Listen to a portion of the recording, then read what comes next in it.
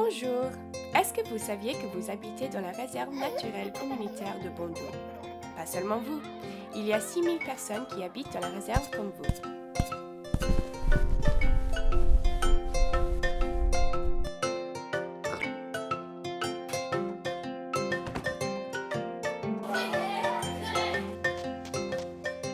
La réserve a été créée pour la protection des animaux sauvages, comme par exemple les calaos, les phacochères, ainsi que le terrain que vous et les animaux appellent chez nous. La réserve naturelle communautaire du Boundou a été créée en 2009 donc sur le territoire de 4 communes donc qui sont Simtiou-Fissa, Tumbura, Koussan et Dougué.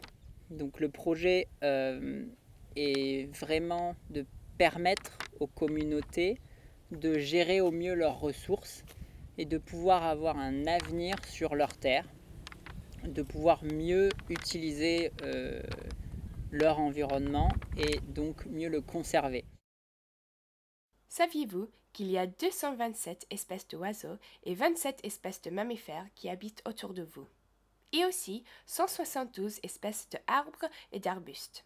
Ce sont tous des êtres vivants, ceux qu'on appelle la nature.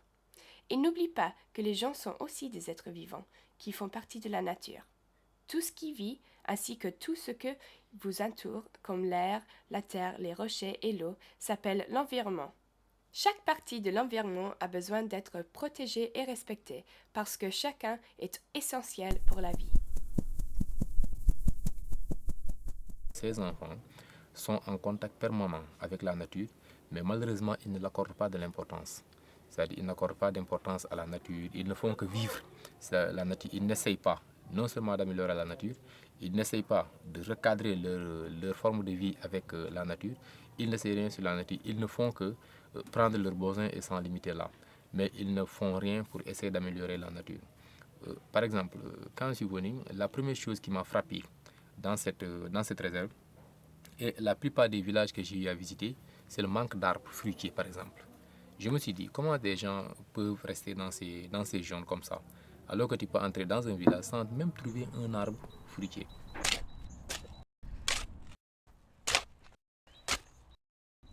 Alors, pourquoi est-il important d'avoir des arbres fruitiers dans les villages? Ces arbres, par exemple les baobabs, produisent les fruits que les gens peuvent manger. En plus, les fruits sont de la nourriture pour les animaux sauvages, donc elles sont au pied de la chaîne alimentaire.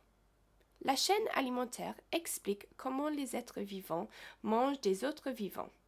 D'abord, il y a des plantes qui sont mangées par les animaux herbivores. Les herbivores sont mangés par les carnivores, qu'on appelle prédateurs. Qu'est-ce que c'est un prédateur? C'est un animal qui mange les autres animaux. Les lions et les humains sont des prédateurs. Et les humains sont au sommet de la chaîne alimentaire. Tous les animaux font partie de la nature. Ça comprend les animaux domestiques, comme les poules, les chèvres et les vaches, qui appartiennent aux gens, et les animaux sauvages, qui n'appartiennent à personne et n'ont pas besoin des gens pour survivre. En effet, beaucoup d'animaux sauvages ont peur des humains, parce que les humains sont les prédateurs les plus dangereux.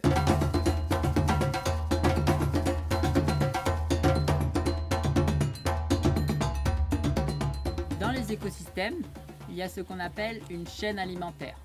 C'est-à-dire que certains animaux, certains êtres vivants vont manger d'autres êtres vivants. Notamment, le plus connu, on peut avoir donc, par exemple le lion, qui est ce qu'on appelle un prédateur parce qu'il va manger d'autres animaux herbivores, c'est-à-dire les herbivores qui mangent des plantes. Donc, tout ceci va créer une chaîne alimentaire parce que le prédateur va manger la proie et la proie peut devenir un prédateur pour une autre proie.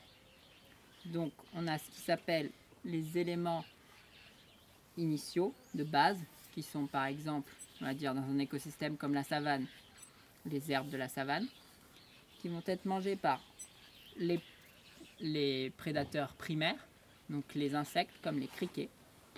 Ensuite, ces criquets vont être mangés par des oiseaux, par exemple, et les oiseaux vont être mangés par soit des plus gros oiseaux, soit des mammifères. Et donc on a une fois que le mammifère a vécu et qu'il a mangé d'autres animaux, il va mourir. Et quand il meurt, les éléments de son corps retournent dans le sol grâce à la décomposition, c'est-à-dire grâce à des petits animaux, donc qui soient soit des insectes, soit d'autres types de décomposeurs qui peuvent être des invertébrés mais aussi des champignons, qui eux vont transformer la matière organique présente dans l'animal en matière organique allant dans le sol. Et vous voyez qu'avec ça, on peut faire un cercle. La matière organique du sol repart dans les plantes se font manger par des animaux, ces animaux se font manger par d'autres animaux, et ils retournent au sol. C'est ce qu'on appelle la chaîne alimentaire.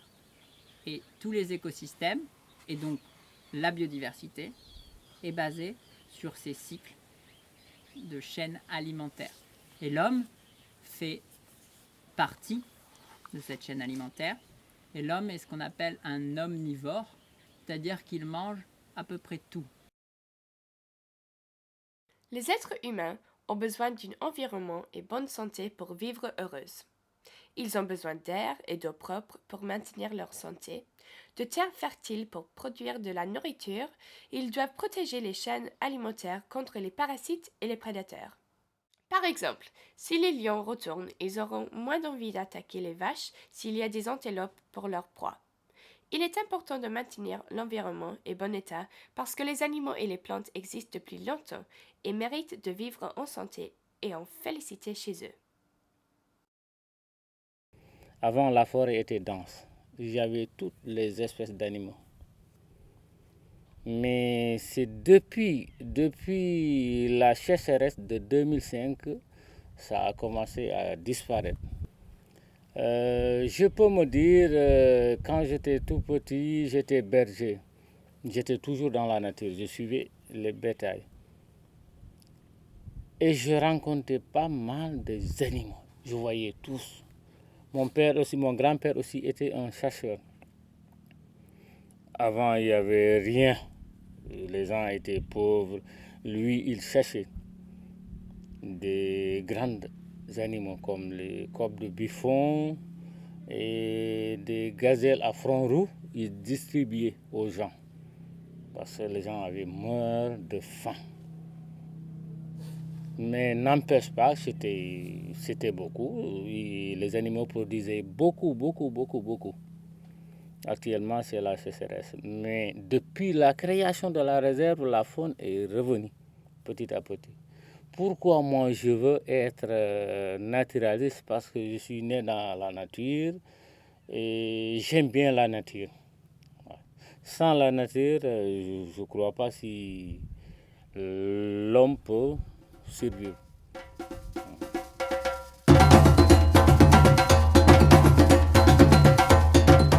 Ce n'est pas uniquement dans le Bundu qu'il faut protéger la nature, mais partout dans le monde.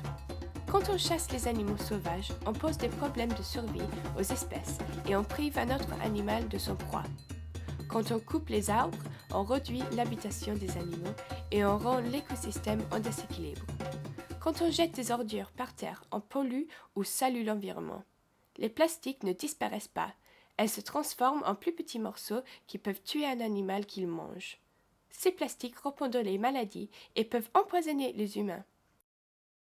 Enfin, si on continue à tuer les animaux, couper les arbres et polluer l'environnement, il ne nous restera rien. Bon, concernant la gestion des ordures, d'abord dans un premier temps, je pense que c'était une très bonne idée de pouvoir gérer les ordures. Parce qu'on a constaté que dans ce monde rural où nous sommes, les maladies étaient très fréquentes, surtout pendant la saison des pluies. Donc on avait initié, il y a de cela 5 ans, un set-setal avec mes collègues. Ça y avait très bien marché parce que tout le village avait participé. On les avait expliqué de comment on gérait les ordures ménagères. Parce qu'une fois que les ordures ménagères étaient dans le village, ça pouvait amener vraiment certaines maladies. Donc, ils avaient très bien compris cela. Alors, qu'est-ce qu'on peut faire? Premièrement, on peut brûler les ordures au lieu de les jeter par terre. Si on maintient l'environnement propre, si on cesse de couper les arbres et de chasser les animaux, peut-être l'écosystème deviendra sain encore, ce qui est bon pour les animaux et pour les humains. D'abord, parce que cela améliorera la santé des gens. Ensuite, parce que les animaux et l'environnement attireront les touristes et de l'argent à bon dos. Si nous continuons à prendre les arbres et les animaux, nous n'en profiterons que brièvement, parce que finalement, nous n'aurons plus d'arbres ni d'animaux. Mais si on les protège, on en profitera longtemps. Sans la nature, il n'y a rien. Il n'y a pas plus vrai que la nature.